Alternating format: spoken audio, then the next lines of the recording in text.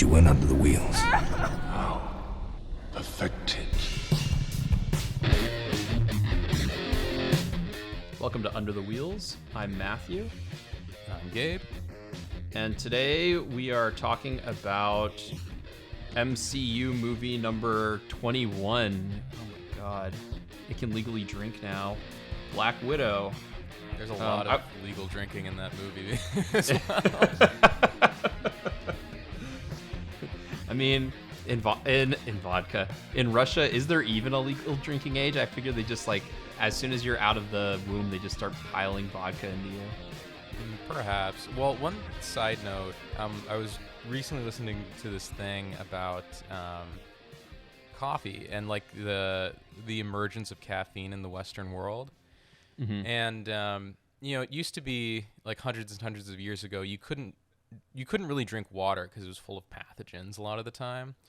So you would have to drink it doctored in some way where it was disinfected. And in Europe, the most common method, well, really the only method, was alcohol. So for most of human civilization, at least in the West, everyone was drunk or at the very least buzzed all the time. And that would include children. They would drink hard cider for breakfast, Right.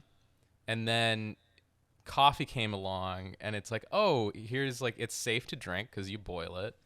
And it's not going to make you stupid as well. And that changed civilization as we know it. What came first in the West, coffee or tea? Because I know Britain is a primarily tea-based place, so a lot of the Commonwealth nations of England are tea-centered. Yeah, so I would think in the West it was it would have been tea in Britain, but then in France and Spain and everything, would it have been coffee instead? Yeah, I mean, I think coffee was bigger on continental Europe. Yeah, that makes sense. Britain had a iron grip on the tea trade in the Far East. Yeah, we own Hong Kong, therefore we own tea. Therefore, Hong Kong, India. Oh yeah, India. A good chunk of mainland China, Japan. Mm-hmm. Which is weird because whenever I think of tea, I'm always oh yeah, your Earl Grey tea, and it's yeah, but they imported those leaves from other places to get it so that they could rename it to what they wanted to. Some jolly British English thing. breakfast. English breakfast made in China. Yeah. Yeah.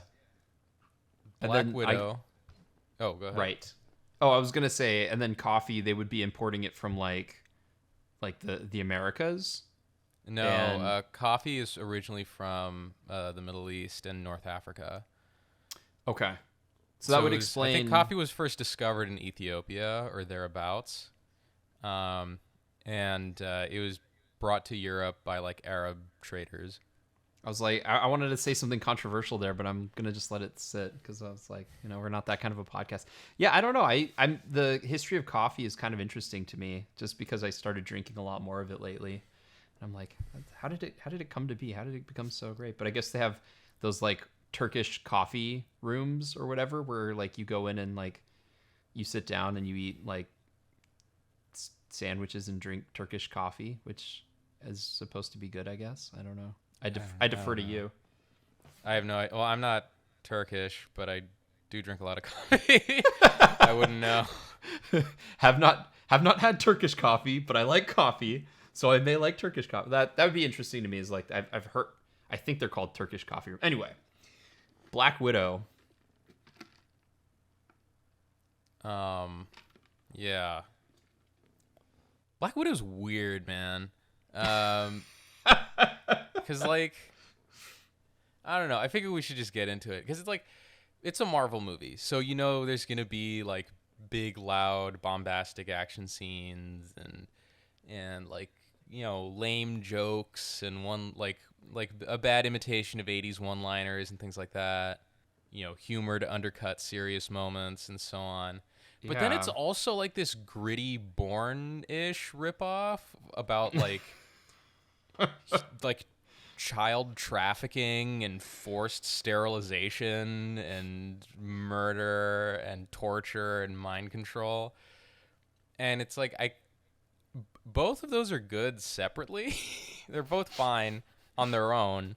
Together, where it's like, oh yeah, like they smuggled orphans and then ripped their uteruses out, and then like Scarlett Johansson cracks a one-liner, like that doesn't work. Casual genital mutilation jokes. Oh They yeah, ripped they out crack the one-liners fallopian about the tubes. forced sterilization. Yeah, that was. Even though that was one of the funnier moments, just because of I was saying like the only reason I found it really funny was because of the specificity of it all. I was like, damn, as soon as she said fallopian tubes, I was like, giving this a lot of thought for some casual improv at genital mutilation humor. But I found it really funny regardless. It's just bizarre. Like, the two don't go together at all. Well, so yeah, I thought there were elements that worked really well and elements that I kind of was whatever on. And the elements that worked really well, I thought as sort of like a character-focused family thing, where with interesting stakes Fast and the Furious. Fast and the Furious 10 Black Widow edition mixed with Mission Impossible. I mean, By they the end, literally have like a cookout in front of a garage. Like, I'm just saying, you know, you got a movie about family. There's a cookout in front of a garage. Some impossible car wrecks where everyone's just kind of like okay. That's dude. You know? We'll get into how many times they should have died in this movie. that's what my wife was saying. She was like, these guys should have been dead many times over. And I was like, I kind of respect the fact that they just did not give two fucks about the casual death that these characters should have gone through in the movie. I think sometimes, and it also later on in the movie, there's like some body switching thing that like normally you would think that they would pay a lot of attention to, but they just did not give two fucks. They're just like, people won't care. Let's just go ham on it. And one particularly bad use of a stunt double where I was like, this is really bad. And you can't hide it with just one cut either. That was really bad, but I digress. So, I want to just get this out of the way now. What do you give Black Widow rating wise? It's like a low witness. I thought it was fun enough, and it's not a bad movie. It's just like it's pretty good. It's pretty entertaining. It's just there's a lot of stuff to make fun of, which is, I'm saying that now because while I enjoyed it, I'm gonna spend probably most of this podcast making fun of it. I actually agree with you. I think it's like a solid witness, and here's why. On the Matthew Randall scale of needing to use the bathroom but sitting by because I was engaged in the movie, there was no moment where I felt like I should go to the bathroom, either because I thought a big set piece was coming up or because the plot and character moments were engaging enough that I didn't want to get up and leave the theater.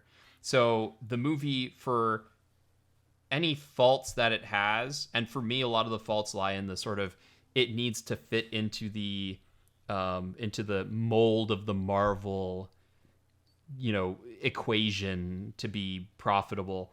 Those were the things I didn't like. But the fact that I had to pee from about halfway through the movie onwards, and I was just like, gotta hold it, gotta see what's happening next, I think that it was, I think that it did a very good job at telling the story that it wanted to tell very effectively. What story did it want to tell? Basically Fast and the Furious 10 Scarlett Johansson edition. It's like I also disagree with you. I also feel like for all of the movies that Florence Pugh has been in, this is going to be like the one where everyone's like, "Oh, hey, Florence Pugh, she's a good actress, isn't she? She's fun to watch. She's charismatic. She was good. Oh, we're happy with if she's taken over Black Widow, she's going to be fine doing it." Even though her Russian accent was much closer to John Malkovich's than it was to like an authentic Russian accent. The same with all of the characters. It's weird that like everyone has a terrible fake Russian accent that just sounds hilarious all the time, except Olga Kurylenko, who's actually Russian and has no speaking lines in the entire movie. I think she grunts a couple of times. Well, yeah, I mean, she goes like, Ohana means family. Yeah, no. I'm surprised no one said that, honestly. Did you get the theme I'm of just family like, in the whole movie? time- With the amount of cars and explosions and family, I was just waiting for Vin Diesel in a Charger to like be on the runway of the air base, and and just like buckle up, you know.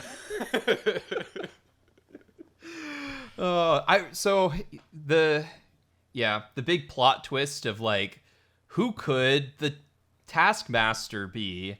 Like, I was looking at the cast list and there was one person who wasn't showing up the entire movie, and I was like, it's got to be them because they're in the cast list and I haven't seen them yet. Granted, Yeah, I know. that person getting like billed in the main cast for only appearing in less than 5 minutes of screen time is pretty impressive. I know, it's crazy. Well, the other thing is, because you like all these Marvel movies are so fucking predictable that like, oh, it's like, okay, we have a masked villain, like their identity is gonna be some sort of big plot twist. Mm-hmm. And I'm kind of shocked I didn't figure it out 100%. I was halfway there. I was like, okay, for sure, the Taskmaster is a girl, like definitely. And I was right about that. I was just wrong about which one. Ah, interesting. Okay, fair enough. Did you overthink it? No, I underthought it actually. I got lazy. Really? Yeah. Oh, interesting. We'll have to get into that. I'll write that down. Who did Gabe think Taskmaster was? So. Oh yeah, speaking of like bizarre Russian accents and general Russian stereotyping that doesn't quite make sense. Two things. One, Ray Winstone is the main bad guy, and he has an ultra heavy London tough guy accent where he'll say his TH as either an F or a V. So it's like, you know, don't think you can fuck with me. You know, that kind of way of talking. And he tries really, really, really hard to have a Russian accent. And it does not register at all.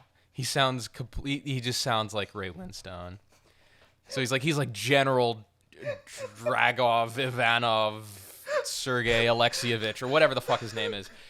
And, you know, instead of... So, like, Scarlett Johansson's like, it's like, I finally found you after all these years. You ruined my life. It's like, oh, yeah, you stupid fucking cunt. Go fuck yourself, you fucking bitch. I don't need fuck... You can't fuck with me. I'll mind control everyone. But obviously more gravelly because it's Ray Winstone. And it's like, is he supposed to be Russian? Because I can't tell. Every now and then he'd be like, he'd put that like Russian inflection, but it was just like, oh, so you want to go down in the history of Russian espionage? And it's like, Ray, thanks for trying, dude. But no, it's like his Russian accent is about as good as his Boston accent in The Departed. Austin brought that up yesterday when I was telling him about it. Yeah.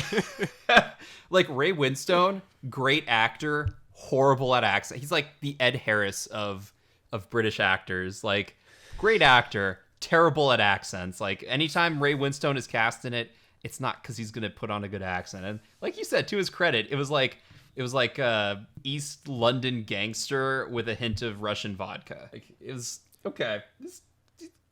That's a nice try. Plus, like, by the end, like, I hope Ray Winstone in real life isn't like the characters that Ray Winstone plays in movies, because if so, he's a despicable human being. Well, I don't think he is. I was gonna say, he did play John Scarlett in Robin Hood, some adaptation of Robin Hood, so he can't be all bad. I mean, he was Beowulf in Beowulf. Sorry, from Will Robert Scarlett. Zemeckis. That's Yeah. right, he was. He was. Like, young, Fuck. stud-looking Ray Winstone. And then you look at the behind the scenes and everything, and you see, like, Brendan Gleeson and, like, Ray Winstone's giant gut in a motion capture suit. It's like, fuck, dude, this is... Like, I understand why everyone doesn't like that movie, but fuck, it must have been a lot of fun to make, because Ray Winstone's just, like, throwing his gut around in these action scenes. Man, like, I really like Ray Winstone. I think he's a really he's good actor, great. and anytime he shows up in something, it's always fun to watch him work.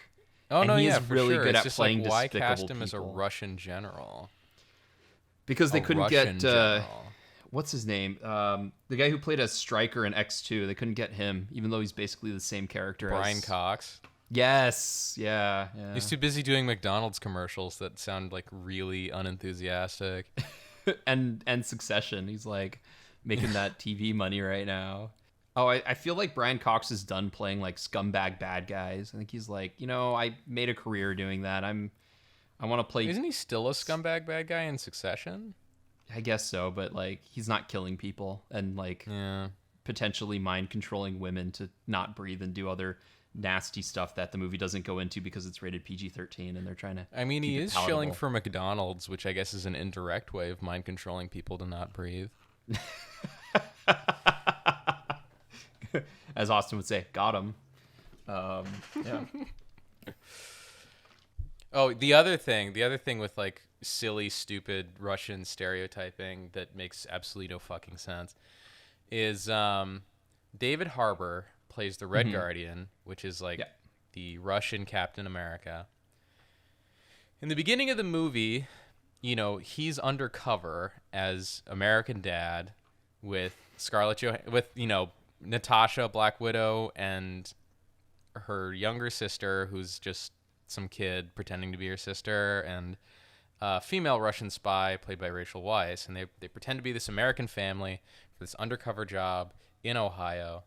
And David Harbour speaks perfect English with an American accent. Yes. Then we meet him later in the movie. He speaks broken English, like barely coherent broken English, with a Russian accent. Yes. I don't understand. Like, how can you lose an entire language like that? Especially when he's in Russian prison, he's speaking English with all these Russian guys. So why can't he, like, if he's working on it every day, like, how would he lose it? So have I ever told you my theory of lazy American movie making accents and languages edition? I don't think I've heard it. Okay, so basically if you're speaking to someone of your area in the normal accent for that area, you're basically doing shorthand for speaking that language. So if David Harbour is speaking with a Russian accent to other Russians, he's speaking Russian.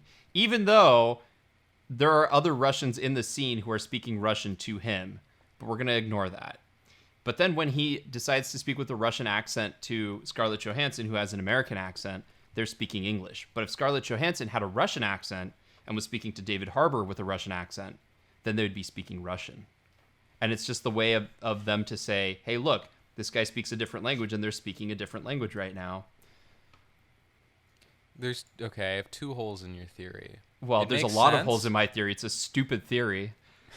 I was going to say, it makes sense, except for all of the counter examples that exist. I mean, yeah, Hollywood, when it comes to characters who are not American, they just go full... It's idiotic. It's so stupid how they do it. Because, yeah, it's like... I think my favorite example that is the template for all of these, including Black Widow, is Die Hard. Because there's a scene where Hans Gruber, who's German, and his team of German criminals are all yelling. And he yells at a guy. A German man yells at another man in German. Yes. The German recipient doesn't understand what he's saying. He just goes, huh? Say that again? Hans repeats it in English.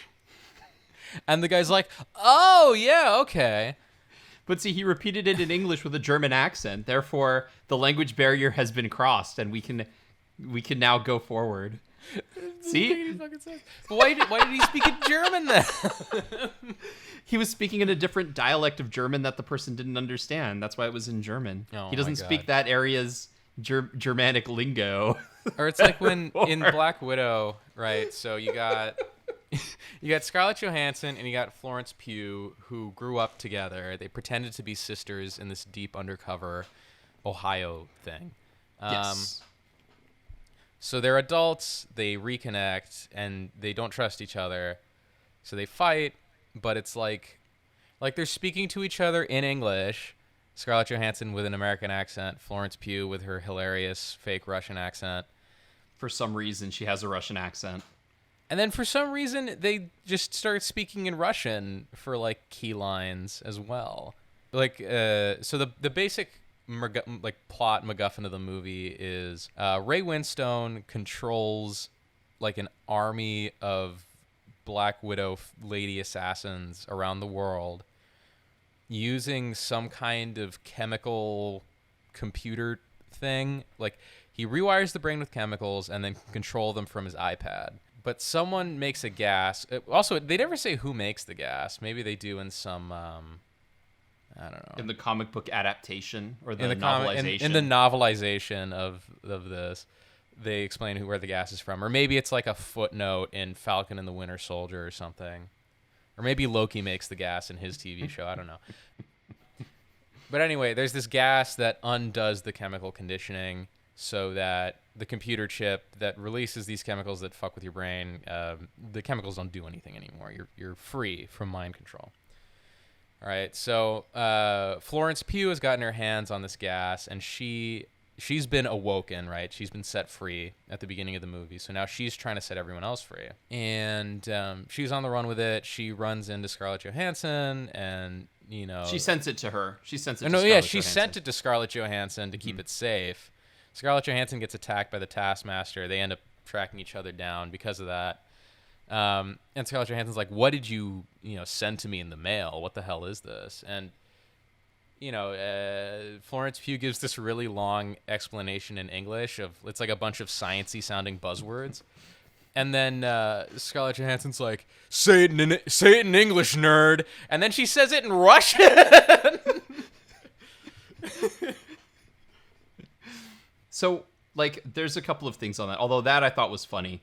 But why does Florence Pugh have a Russian accent? Because she spent the majority of her life in America. When she was a kid, she had an American accent. Well, she only was in America until she was 6. After that, she was in Russia.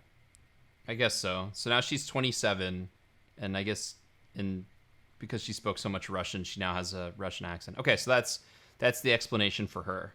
Yeah, that was the thing. I was like, can you really acquire an accent? Is it like the Christopher Nolan thing where he was like kind of born in America and kind of raised in Chicago, but then he still has a British accent, whereas his brother doesn't have one at all? Oh my God, Yeah, Christopher Nolan is like the Black Widow of life. Except they're not real. Because Christopher siblings. Nolan didn't get bullied in Chicago, whereas his brother probably did. He's like, it's like, hey, that kid talks funny. Go beat him up. It's like, I have to learn how to speak with a Chicago accent now. Yeah. Get some Jonathan hot dogs. Da Bears Nolan.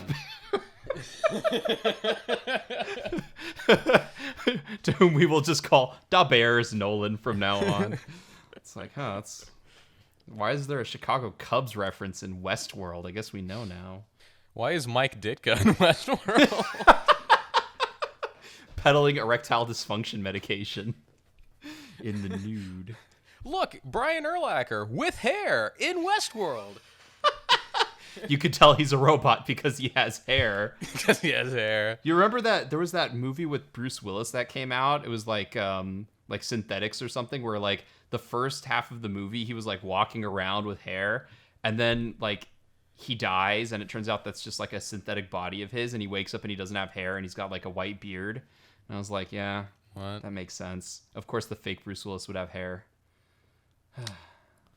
Anyway, so one thing that I found was that the humor wasn't quite as annoying to me in this movie.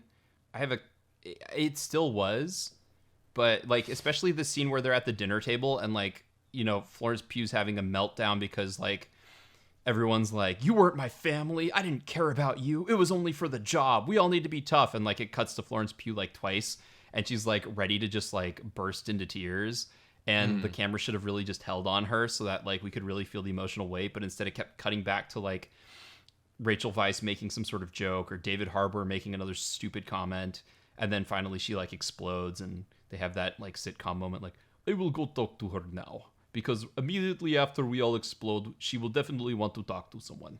And so he leaves. That was that was like the scene where the kind of like goofy humor stuff was pushed a little bit too far over the edge. But other than that, it didn't bother me a whole lot. Did you find it as obnoxious in this movie, or was it like okay for you? I mean, some of the jokes were okay, but I generally found it pretty obnoxious just because, I don't know.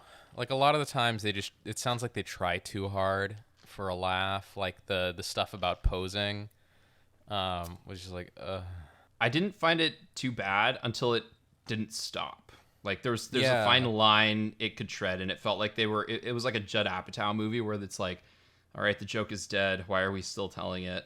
Well, it's like you cut from, creepy old, again, it's like the dissonance of the two types of movie that it's trying to be, right?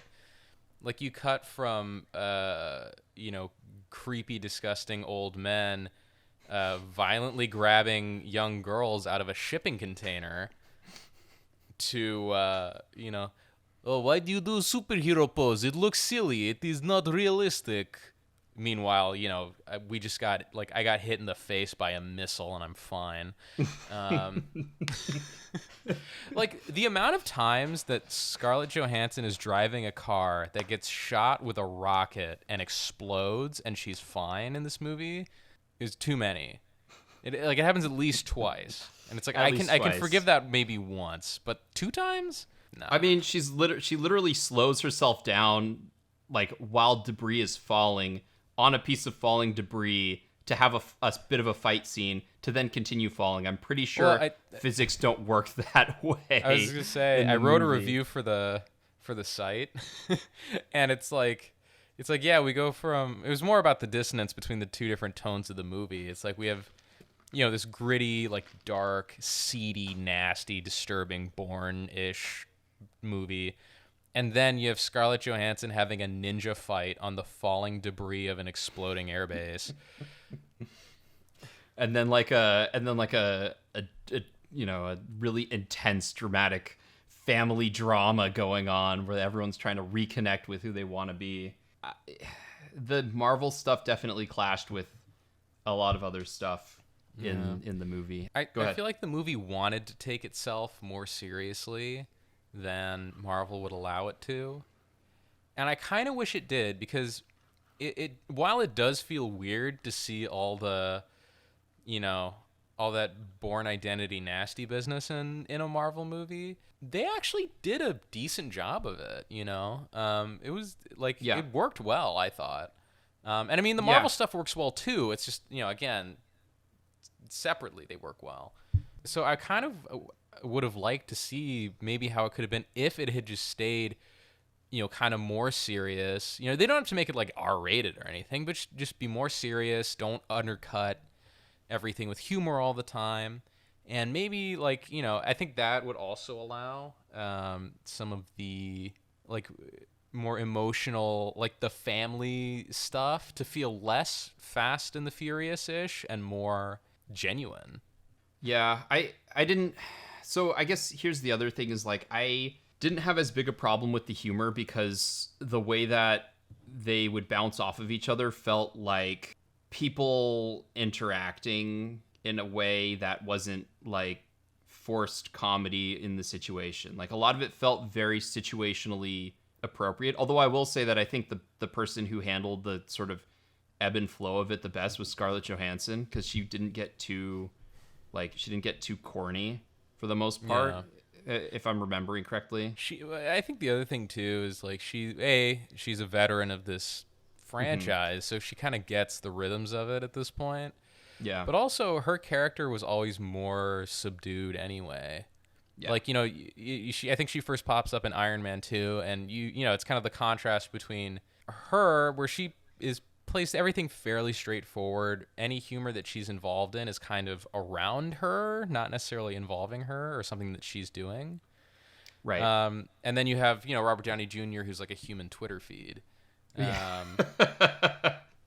So, like, I think even from the beginning, she was always a little more serious and kind of straightforward. Right.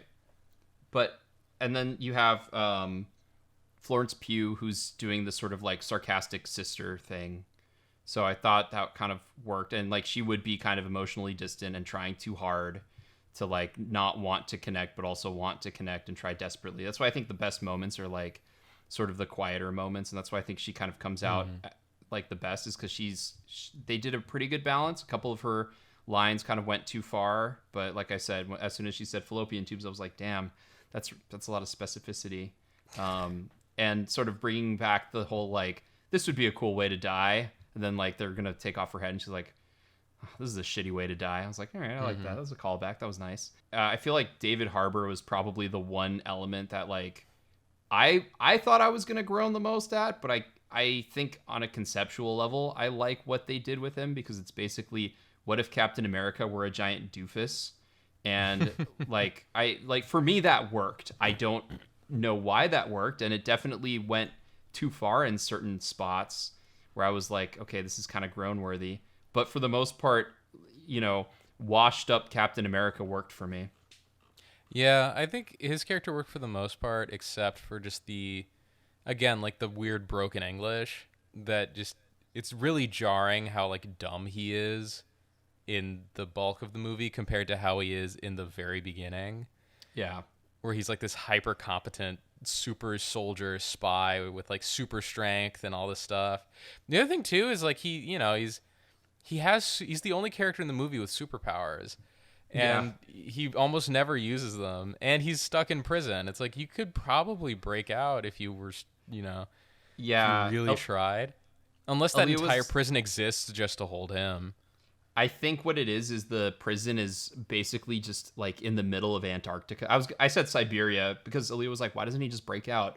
I mean, he could break out, but there's nowhere to go, and he probably would end up freezing and then being resurrected 70 years later by some like alien, and then given new equipment and stuff. But he is a super soldier. He could just freeze and then be woken up later by Nick Fury.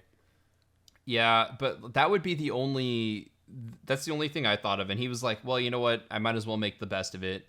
But that also kind of leads to why he's so pathetic, is, he thought he was going to get glory. Not to like tread down too far, but character-wise, he made this huge breakthrough. He thought he was going to get glory, and instead he was immediately sent to prison for 21 years. Basically, he was Edmond Dantes, and just thrown in prison, forgotten about, and he's just a miserable sack of shit at that point, and he has nothing to stand for, and he goes around boasting about stories. So like, it was kind of the glory hog person. Yeah. Anytime I generally liked his character for the most part. Me too. I think it's like he played it well. I think all of the ideas are there. I just think it maybe could have been executed a little better. That's usually what I come back to in these times when people are like, well, this wasn't clear. It's like, then there's clearly some sort of, they could have executed better. Yeah. He also, in a weird way, is like, I think the dynamics of the quote unquote family, that's their 4 members, they all play off each other really well. Like, those are all thought through, I think, pretty well. I think they would have shined more if there was less like silly Marvel humor. Or you scale it back a little bit with like that scene where he goes inside and he's just like talking to Florence Pugh, and it's like, okay, this scene is very tonally horrible. Like, he shouldn't be trying to make jokes right now. Well, and it's also like, it could be like, they could have done it so that it's still funny, but not like trying so hard to be funny. It could just be like sort of more funny in a subtle way. Like he people do tell stories that kind of they think have a point, but that don't, and just sort of go nowhere. Yeah. And like, you could still do that, but not try to sell it so hard as a joke. Just let it kind of be funny because it is naturally funny. Which I think is I guess that's go ahead. Or be awkward. Like, the humor comes out of it being sort of like an insensitive moment, and him failing to operate, professionally on it, like making it having worse. like a lack of self-awareness and just kind of being a goofball. I mean, I think that's my issue with a lot of Marvel humor, is that it's like a lot of stuff that should be funny but isn't because they try to sell you on it being funny. Or it's just a cheap joke, and it's not like a Or good it's really joke. cheap, yeah. Yeah, that's the thing with like a lot of the sort of like they always have the Doctor Strange scene where he has like a tear and he puts the coat on, and then his coat wipes the tear away, and people are like, but that's funny, and it's like, yeah, but it's a cheap laugh. It's not necessarily like it's not, it's not appropriate for the story, which is kind of what is it? It's kind of like cheap for us to say, or like really snooty for us to say it like that. But that's, if it weren't so prevalent in these movies, it wouldn't be such an issue for us to talk about. Yeah, it's just like, I think the problem I have more is with the jokes that get milked too much, like the posing thing. Like that was just so painful to sit through, all the posing jokes, and then the callback to it. I was just like, oh my god. But it's like, there's other stuff that is just like, if you have a character who, by virtue of their disposition, is going to be funny, and you just kind of let them do stuff, that's a good source of humor. I mean, like, I think the way that the Red Guardian's written, there's plenty of humor just in the way he fails to interact with people. Or fails in general. Yeah, when it's just like, I think one of my favorites was always in Infinity War when was it Drax is trying to like convince people that he's invisible. Yeah. And it's just like they don't try really hard with that joke. It's just something that's like, he's kind of a ridiculous character. He states something ridiculous and it's funny, and that's it. You don't have to like keep pushing it. Like, I think Florence Pugh, again, to go back to the posing thing, like it's like a fucking stand-up bit. She goes on it for so long. Yeah. And it's like, I'm not here to watch Seinfeld. I'm trying to watch a fucking superhero movie. Right. Well, or apparently I'm here to watch like a Jason Bourne Mission Impossible superhero Fast and the Furious hybrid movie with stand-up. What's the deal with superhero poses anyway? Do people actually jump out of helicopters like that? Why is sister posing so much? Why must she show herself posing? I try posing and it makes me quarrel with spiders. I actually did like her reaction after making that pose, and she was like, ugh, and she's like all like grossed out. But that was the moment where like a person comes to attack her, and it like cuts away and cuts back to her, and it's her stunt double, and you can tell it's her stunt double because her stunt double is like really like long, and then it cuts back to Florence Pugh, and she's like kind of shorter and stubbier, and I was like, that was really bad. That was I know. Really I badly remember cut. that, like, because she does some like crazy thing where she like jumps through the air, like does like a flying armbar, and then uses that as a lever to throw him or something. Yeah. And it's like, this person is twice the height of Florence Pugh.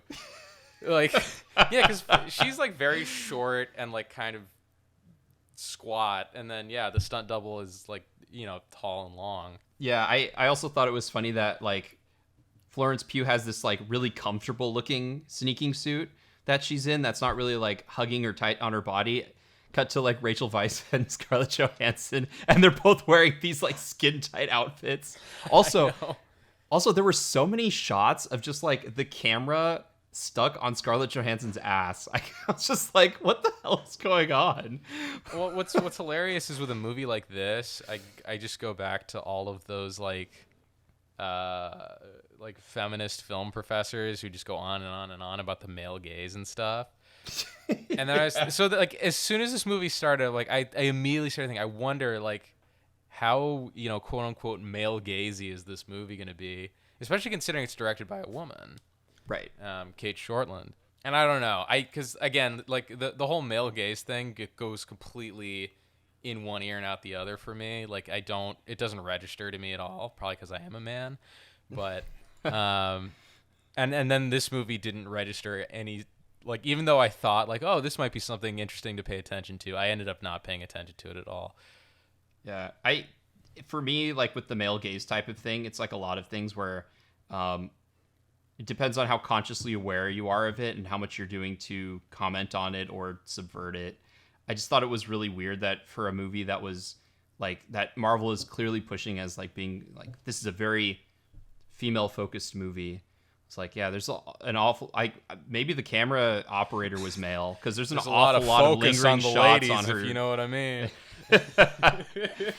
I will say it does a better job than most, but I mean, even a lot of the costume design and everything was still sort of like, if we're talking about the male gaze, the costume design and everything is still very focused on like all of Scarlett Johansson's outfits are, skin tight, but conversely, a lot of the outfits that they wear especially for stunt women purposes, have padding. They're all full body outfits. They all look a lot more like tactically efficient. I mean, you can easily see their shoulder pads, so that like, hey, maybe they have elbow pads probably and knee pads. And I'm sure that the stunt women were happy because then they didn't have to worry about breaking their knees doing basic, stunt activities. Also, like, as a very quick aside, shout out to Janny Tamim for the costumes because she's awesome. I think she did the costumes for like Skyfall and stuff, so she's like an old hand at this. But her costume work is always really good and really cool. And I thought that the white stealth outfits were pretty cool looking. So just kind of give a shout out to her for doing an awesome job. But yeah, for me, the male gaze stuff, it's weird because like I'm not the person to talk or write about it. So Neither am I, because I really don't care. I think it's interesting. I think it's valid as well. Like, women portrayed only as sex objects in popular media makes sense. But here's another question: is how much of the sort of male gaze leering of the camera work is from the director and her final cut, or from the Marvel heads because they have a lot of power? Like, I don't know about you, but I felt like this movie specifically had a lot of Marvel editing interference in it. Oh, I'm sure. I mean, there was a story I was reading a while back where, they were in pre-production for this and they're trying to bring on a director, and they reached out to a woman. Kate Shortland, I believe, is like kind of middle-aged. But one of the women they reached out to direct, because they really wanted a woman behind the camera on this. Yeah, Kate Shortland's 52.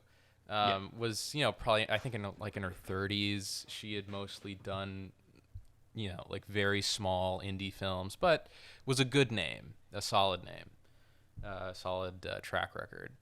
And the story broke that she basically told Marvel to go to hell because they came to her with this offer and she was really excited about it, and she's like, well, she's like, this sounds amazing. I have all these ideas for action sequences that we should do that I want to discuss with you guys. And they just shut her down immediately. It's like, nope, all the action scenes are going to be previs. They're going to be handled by a second unit. You just work with the actors. And she's like, well, I want to, this is an action movie. I want to direct the action so it's all consistent and everything. And because I want to be an action director as well, or at least give it a try. And they just told her no. Like, there's no way in hell we're going to let you touch the action scenes. And so she said, okay, go to hell. I don't want the job. And I wouldn't be surprised if that's the case with every single Marvel movie, is that they are, it's the suits in the studio that control a lot of the skeleton, and it's just the director's job to sort of fill it in. Yeah. I think you told that story a couple of episodes ago, and that's always stuck with me. And I think of Captain Marvel specifically because, like, I know it's easy for everyone to kind of beat up on Captain Marvel, but at least from a moment to moment movie, Captain Marvel is one of my least favorites. Like, I think some of the action scenes are cool, but I wasn't a fan of the script. I like the character. I think the character's interesting. I don't think the execution of the movie was particularly amazing. And there's like one scene in there where it's done like a real indie movie where it's like a handheld camera and it's like super super shaky, but it's also rotating around Captain Marvel as she's talking to this other person. And I was like, you could tell that the directors had come from sort of like independent film where they had to get material quickly and do things like that. Well, it's interesting because, you talk about indie directors with a great track record. Anna Boden and Ryan Fleck are like they're about as good as it gets if you're getting like super duper indie folks for a movie. Yes. So, I mean, the fact that it was a disaster probably has to do with plenty of studio meddling. Well, yeah, it's just like the disconnect, I think, between like awesome action scenes and sort of like gritty indie feature is probably most apparent in that movie, to the point that I have a hard time remembering things that happened in Captain Marvel. I really didn't like Captain Marvel. I feel bad, but I really didn't like it. Like, there's a lot in there that just didn't work. But in Black Widow, like, all of the scenes that were just dialogue scenes or character building scenes, I thought were done really well, but I also thought were like oddly chopped to hell. Like, I don't know if you noticed the sort of like cut pattern in a lot of the dialogue scenes, but like, again, I know I'm harping on that sort of like the dinner scene with the pig that couldn't breathe, but that scene felt very over edited, and moments that I think as a director you probably would have been like, let this part breathe, were kind of shot around. And I felt like that happened with a lot of the movie. Like, probably one of the reasons why the comedy was so long is because it's like, well, we as studios think this is funny. We think people will think this is funny. Therefore, this scene must be extended and it must play in real time. And this scene here, which is an important character building scene, it's too long. We need to cut it down. Which is ironic because they spend a good 10 minutes of the movie kind of setting the family dynamic up. And that kind of sets the feeling of the movie for the rest of the movie. But yeah, it just felt very like, moment to moment, it felt very like hacked to pieces. And I'm wondering if that was Marvel going in and chopping it up with scissors, or if that was the director's intent. Also, so there's like 7 VFX studios that worked on this. Yeah. I think one of them was probably paid $10 for the whole thing, because any shot with flames or explosions looks really bad. Like, there's okay, in the finale of the movie, we're getting into spoilers now. All right, so General Ray Winstone lives in basically Laputa from Castle in the Sky. It's like this giant castle in the sky, Called Red Room. called the Red Room, and it's not the Red Room from Twin Peaks, so don't get excited. It's just a building in Georgia, but and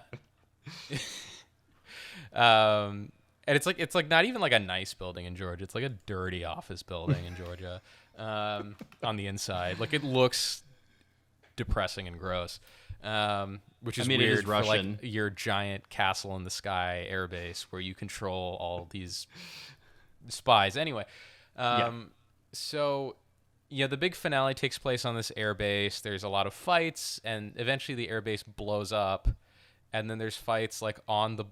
First of all, the airbase is like blowing up for 20 minutes at least. Like, it takes a long time to explode. And there's a lot of stuff that goes on while it's exploding. But Yes. over this 20-minute period where it starts exploding, continues exploding, finishes exploding, and the debris falls from the sky and the debris explodes in various ways, there's a lot of really hilarious dumb shit to unpack from that. The first part being, there are a lot of shots, way too many shots, of people running away either toward the camera or away from the camera, running away from a fiery explosion, and the flames look really, really, really fake. Like, Scarlett Johansson does it, Rachel Weisz does it, Florence Pugh does it. Ray Winstone does not, and his army of, and his like bodyguards do not manage to escape an explosion and actually get swallowed by it. It's some of the most hilariously bad VFX I've seen all year. Because like, they're in a helicopter taking off, the incredibly fake-looking fire gets slowly superimposed over the helicopter. And then they get to a shot of the interior of the helicopter. It's not a helicopter, but it's like a heliplane thing. It's a Jack Kirby vehicle. Yeah, it's a Jack Kirby. It's a superhero troop carrier plane helicopter hybrid. You're in the inside of this thing. The fake flames slowly start, like, being, superimposed over the inside, and the bodyguards on the inside are like, oh no, we're being set on fire. Yeah. And then finally, Ray Winstone is swallowed by flames because it's not a modern PG-13 action movie if the villain doesn't die in like a really gratuitous, obvious way. So Right. he gets swallowed by the fake flames as well in a scene that, like, it looks like you never get one of those like holographic cards where like it's an image that changes as you turn it one way. Yeah. You know what I mean? It's like the little holographic cards that in the Harry Potter movie where he's like, "Oh, I got Dumbledore," and he like turns it, and he kind of turns the card in his hand, and Dumbledore's like making different poses or whatever. Right. That's how it looks. That's how Ray Winstone's death looks in this movie. It looks like someone's turning one of those holographic cards, and as they turn it, the flames slowly cover more and more of him. And then the best part is his glasses fly off his face, like at the camera, and then they're like they are superimposed over the flames that are superimposed over Ray Winstone, and it's awful and hilarious all at the same time. The other thing I thought that was really funny is, what is it? Rachel Weisz and David Harbour are trying to escape. They escape in one of these heliplane things, and then they turn back to go rescue Scarlett Johansson and Florence Pugh. Mm-hmm.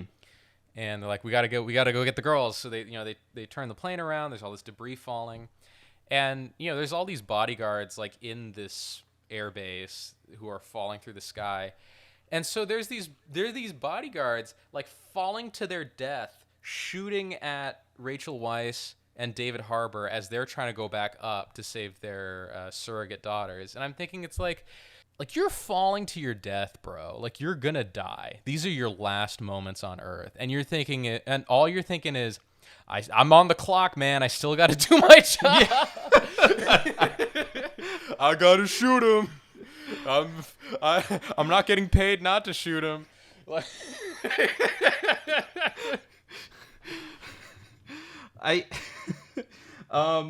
So one, I felt like Ray Winstone's death was literally a blink and you miss it moment, because when he died, I was like, oh, did he actually die? Oh shit. The other thing about like all of the soldiers dying, like, you bring up a good point. The movie is very focused on like all of the little girls who were stolen and raised as Black Widows and, conditioned and everything like that, and then set loose on the world. It's like, okay, we need to save them, and we need to purify the issues that, the mind control things. It's like, but what about the rest of the soldiers there? Do we even care about them? Like, what if they were brainwashed too? What if they were stolen and taken at birth? Or, oh no, they're just nameless goons that need to die. Okay, well then it's fine, guys. Everything is fine. No moral issues at all. They're just getting paid money like normal bad guys. Yeah, I wonder if any of them were like, well, we're gonna die anyway, so we might as well try and take out. It's like they're just joking around, like, yeah, we're all fucked anyway. The other thing is, why not like, try to fly face first into the jet to crash it then? Yeah, that's a good. There's a reason. That shit. There's a reason they're still playing the stormtrooper role. That's why, intelligence-wise. The Red Room doesn't make any sense to me. Like, I know it's this profound, like, oh my god, we couldn't find it because it's up in the air. But you know what else is up in the air and moves? The Triskelion. The shield helicarrier? Yeah, like, this doesn't make any sense at all to me. Like, unless they have some sort of amazing cloaking ability. Well, that was like, the thing. It's cloaked in a cloud or something, right? But if it's cloaked in a cloud, like, we can assume that there might be some sort of like interference with, like, I don't know, storm clouds coming. So how would they still be able to operate? Like, what kind of wireless connection? I don't know. Why can't David Harbour speak English at the end of the movie, even though he could speak it at the beginning of the movie? These and many more questions will be answered in Black Widow Part 2. God, I hope not. And again, I am nitpicking that part, but it's because they're like, why could we never find it? It's like, I don't know. Seems like it'd be one of the easier things to find if it was just this random floating satellite too close to the atmosphere, but I digress. I mean, it took the people in Castle in the Sky forever to find Laputa, and they only did it with a magic rock, so I guess you can't give them too hard of a time for it. Yeah, but in Laputa, it was because it was surrounded by a giant storm. Like, that's the reason why. I forget about that part. Yeah. Hey, don't mess with my Hayao Miyazaki, all right? I always get the storm in that movie confused with the storm from Nausicaa, because I think they fly through a storm cloud in that one as They well. do, yeah. Yeah, they do. I believe they do. I've only seen Nausicaa once because I was like, early Miyazaki animation isn't as good as a little bit later. But Nausicaa and Castle in the Sky were released like back to back, as in like, you know, there was a couple years difference between them. So it makes sense that he kind of took from one to pay the other. I have a question for you. Mm-hmm. So who did you think the Taskmaster was? I thought it was Rachel Weisz. Yeah, I could see that. I thought it might have been a clone of Rachel Weisz, and then I was like, as about halfway or 2/3 into the movie, I was like, why hasn't Olga Kurylenko appeared yet? Yep. So that was my thing. That's when I was like, oh, I bet it's gonna be like either the daughter or a clone of the daughter, or like it's gonna be. It can't be Olga Kurylenko though, because it looks like a man. It's gonna be Ray Park or something, right? Nope. It was the daughter. Oh, so you got half right and I got the other half right. Yeah. You're like, Olga Kurylenko has to show up at some point, and then I'm just like, Taskmaster's a girl. I'm calling it right now. Yep. Mm-hmm. Like at the beginning of the movie. Between the two of us, we could have written this movie. But no, between the two of us bullshitting, we could have written this movie. What's the worst idea you can think of? Well, let's like be very particular about body doubles so that when the body double thing completely collapses, like the moment that they do the Mission Impossible thing by removing Rachel Weisz's face and appearing as Scarlett Johansson, I was like, this is the worst body double work I've ever seen. Clearly, Rachel Weisz is playing this role, and then when her face is removed, it's clearly Scarlett Johansson's body, and vice versa. What is going on here? But I did like that twist. It was very... It was very in the genre, and that's what I'll say about David this movie. Harbour instead.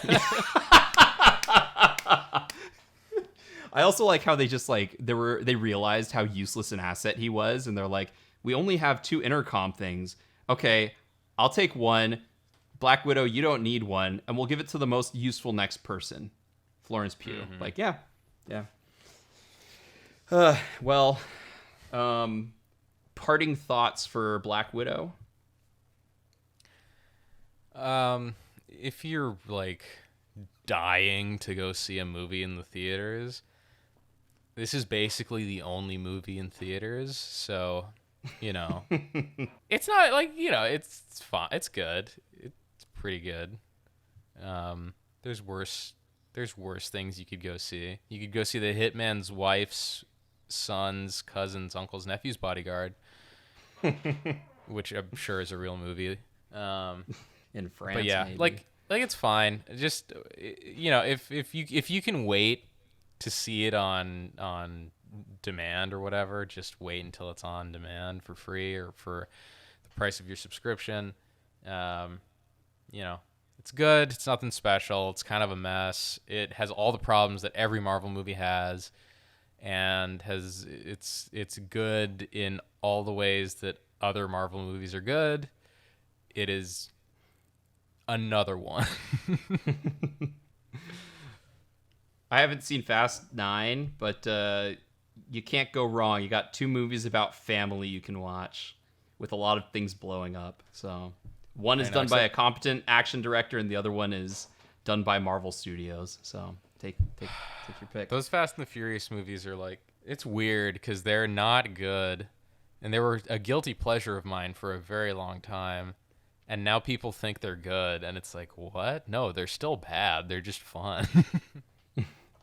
I mean, I think, but they're like, they're indulgent in the fun in a way that other movies tried to take themselves seriously, I guess. I don't know. I don't really understand I feel like the fan base of it comes about on 2 terms. One of them is looking at Justin Lin become a more and more competent director, and the other is for like the amount of minority representation, because that's what I got when we were talking about Fast and Furious movies in one of my film classes. They were like, it's a movie that has a lot of strong minority representation, and I'm like, it feels like it got there by accident, like, oh yeah, because Vin Diesel was the lead, and like Jordana Brewster and Michelle Rodriguez and Ludacris and all of these people, like, but there isn't a lot of areas that there's not a lot of places they can get roles. So well, you also have it to keep in became a mind weird Paul de Walker facto. is the main character in the first two, and then they just decided to combine the entire cast of the first two movies for all the subsequent movies,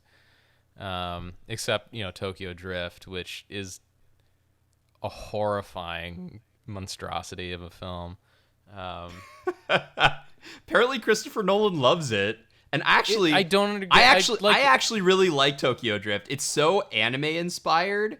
It's so goofy and ridiculous and stupid. But like, it's like the main character in that movie. Oh, he's awful. He looks 50 years old, acting like he's 19. Like he's in high school. He's supposed to be in high school in that movie, but he looks like he looks like he has 3 kids, and wears like cargo shorts when he's grilling hot dogs, and he has this awful Southern accent. It's like so I can't bad. handle this. This is so bad. He will always be Jeep from Legion. He will always be Jeep from Legion when confronted with the Archangel Gabriel, who's about to kill him, and Gabriel's like, "Why do you persist?" His one very deep philosophical response: "Fuck you." So he will always be Jeep. He will never ascend to anything greater than being a character named Jeep in Legion. Oh my gosh. Yeah, but and then Han died, but now he's back. Everyone He's keeps died dying twice. and coming back. Yeah. No, Hey, man, he's it's like just a Marvel died the movie. one time. Oh, I thought he died in like Fast 7. Seven. No, 6. 6. He dies at the end of 6. But him dying at the end of 6 is also him dying in 3. Oh, okay. Same thing. Except the And then he's accidental back. car crash was retconned to an assassination accidental car crash. You know what? Yeah, okay. I am going to say this about Marvel movies. Like, I didn't necessarily want to see Black Widow. How did you see it? How did you wind up seeing it? My girlfriend really wanted to see a movie, and I looked at all the movies that are out right now, and it's the only one that seemed even remotely interesting. I mean, it was remotely interesting. So good on you for that. I didn't want to see it because I feel like it's becoming baggage. Like, now you have to watch WandaVision. Now you have to watch Falcon and the Winter Soldier. I don't know if you stayed past the credits, but there was the character who was introduced there. I stayed past the credits. Okay. So for your reference, if this Yes. helps, my girlfriend has seen the only Marvel movie she's ever seen is Black Panther.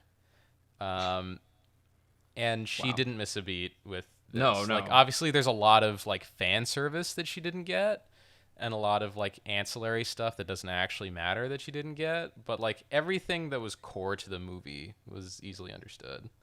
That's actually something that we didn't talk about, but is really important to reference, is like, you really don't have to have any context to watch this movie.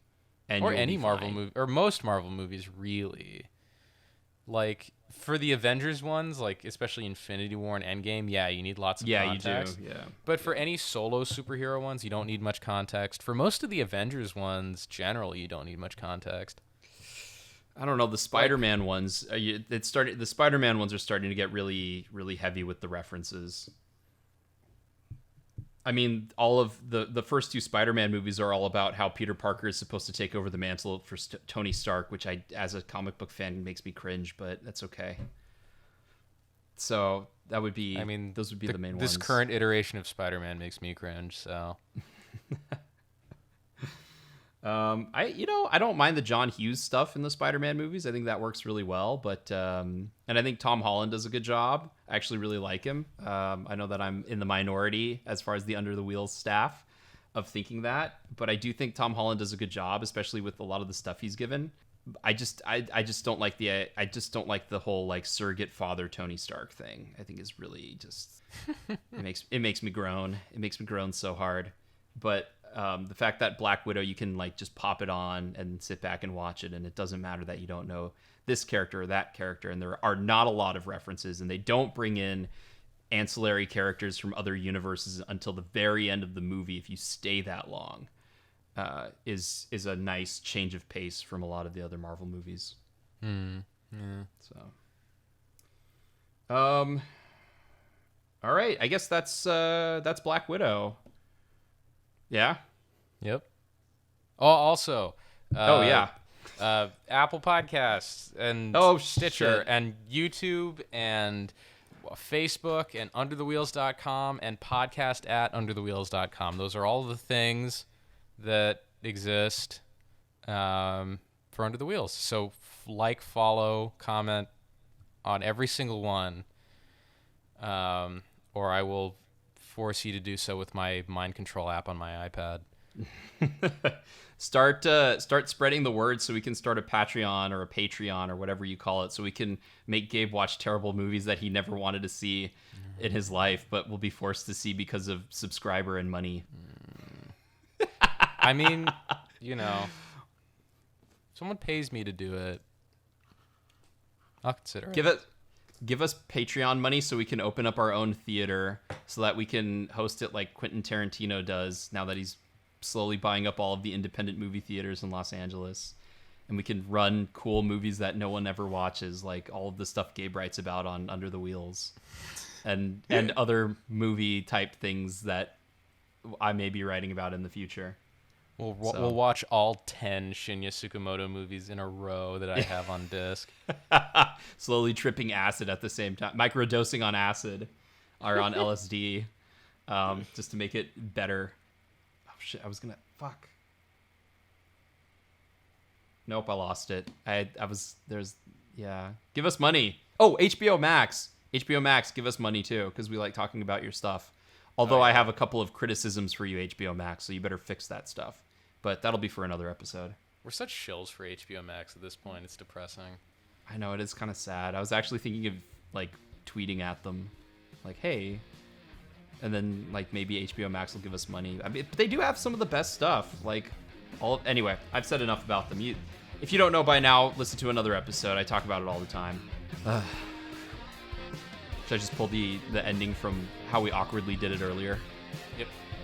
Okay, sounds good. In that case, I'm Matthew. I'm Gabe. And you've just been Under the Wheels.